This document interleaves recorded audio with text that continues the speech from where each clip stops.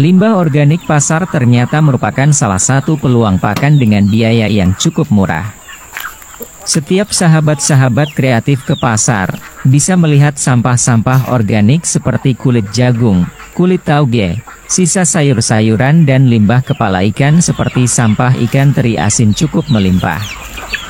Sebenarnya limbah pasar ini, tidak kalah nilai nutrisinya untuk sahabat kreatif jadikan campuran pakan alternatif, untuk menekan biaya pembelian pakan, yang cukup memberatkan bagi peternak-peternak kecil seperti saya ini. Limbah-limbah organik pasar ini, sebelum dijadikan bahan campuran pakan alternatif, harus dibersihkan terlebih dahulu. Sahabat kreatif dapat melakukan pencucian terlebih dahulu, kemudian setelah itu, sampah organik yang sudah bersih ditiriskan, dan dicacah sebelum dilakukan proses pengolahan selanjutnya. Perlakuan ini bertujuan agar limbah yang sahabat kreatif berikan, terbebas dari mikroorganisme yang dapat mengganggu kesehatan maupun pertumbuhan ternak yang memakannya.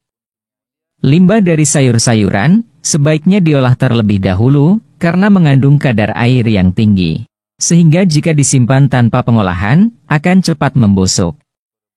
Apalagi limbah sayuran berupa sampah kol dan kubis, apabila diberikan secara langsung kepada ternak dalam jumlah yang banyak tanpa pengolahan dikhawatirkan akan mengganggu kesehatan ternak.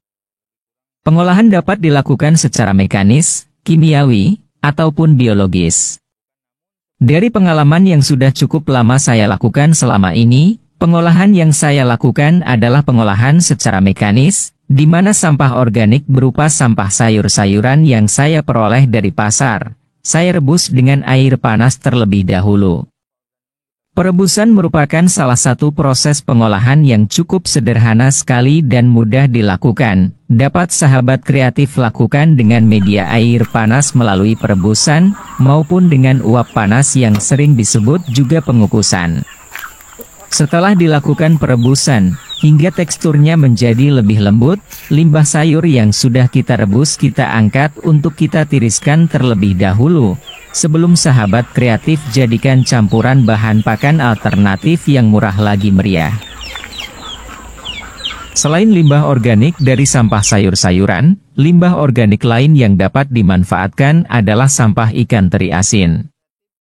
Secara umum, diketahui bahwa sampah ikan teri asin memiliki kandungan protein yang cukup tinggi. Kandungan gizi ikan teri asin sekitar 42%, dan hampir tak mempunyai kandungan karbohidrat. Ikan teri asin memiliki kandungan mineral, kalsium, dan juga fosfor yang tinggi, diharapkan juga bisa membantu pembentukan dan penguatan tulang. Sumber mineral kalsium ikan teri asin, sebetulnya berasal dari tulang-tulang ikan asin itu sendiri. Sementara dagingnya, menjadi sumber protein. Selain itu, sampah ikan teri asin juga cukup awet untuk disimpan, sebagai stok cadangan selama 2-3 bulan. Sebelum sahabat kreatif menjadikan sampah ikan teri asin, sebagai campuran pakan alternatif, yang akan diberikan kepada ternak peliharaan sahabat kreatif. Perlakuan yang harus dilakukan, hampir sama dengan limbah-limbah organik lainnya. Pertama sekali yang harus sahabat kreatif lakukan, pastikan bahwa sampah yang sahabat kreatif gunakan, benar-benar sampah ikan teri asin, bukan sampah plastik ataupun sampah masyarakat. Pastikan dulu ya sahabat kreatif. Masukkan sampah ikan teri asin ke dalam wadah pencucian, lalu cuci sampah ikan teri asin dengan menggunakan air bersih. Supaya kadar garamnya cepat hilang, sebaiknya rendam dengan air terlebih dahulu, lalu air rendaman dan sampah ikan teri asin diaduk-aduk secara perlahan, tujuannya supaya garam dalam ikan asin larut dalam air rendaman. Tunggu lebih kurang 5 menit, lalu air rendaman di dalam wadah pencucian dibuang. Kalau sahabat kreatif masih belum yakin, masukkan lagi air, dan bisa sahabat kreatif pastikan dengan merasakan air rendamannya. Apakah masih terlalu asin, atau sudah tawar bagaikan sayur tanpa garam? Jika ingin lebih mudah dalam pengaplikasiannya, sebaiknya sahabat kreatif bisa menghaluskannya dengan menggiling, atau menggunakan blender listrik, sebelum sahabat kreatif mengaplikasikannya menjadi campuran pakan alternatif untuk bebek maupun ayam sahabat kreatif. Dalam mengaplikasiannya, untuk memaksimalkan kekayaan nutrisi pakan alternatif yang dihasilkan. Berdasarkan pengalaman saya selama ini, dalam membuat racikan pakan alternatif, membutuhkan beberapa bahan tambahan.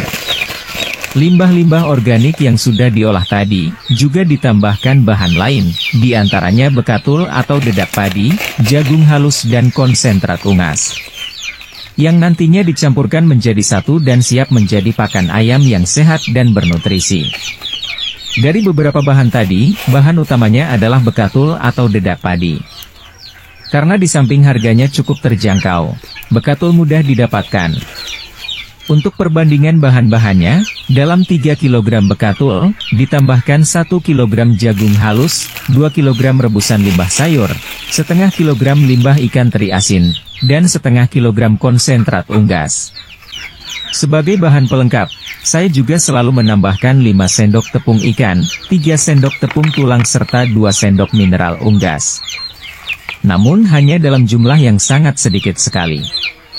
Apabila bahan tambahan ini tidak ada, sahabat kreatif boleh hanya menggunakan bahan-bahan utama itu saja. Cara pembuatannya: masukkan semua bahan yang sudah disiapkan tadi, ke dalam satu wadah yang sudah sahabat kreatif siapkan. Lalu sahabat kreatif aduk perlahan-lahan, hingga seluruh bahan tercampur merata.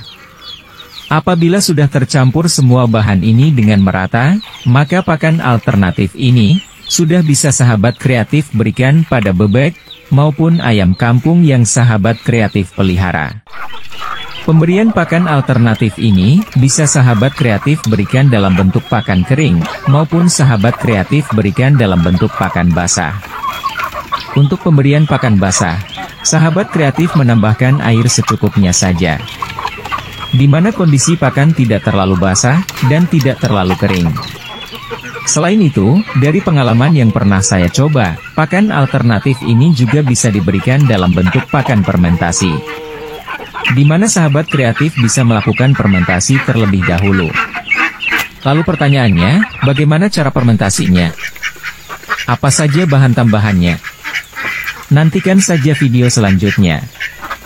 Dukung terus channel Anjumaidi Kreatif, agar berkembang. Terima kasih sudah menonton video ini, jangan lupa like, comment, share, dan subscribe channel ini. Bagi yang sudah, saya ucapkan terima kasih. Sampai jumpa di video selanjutnya. Salam satu hobi.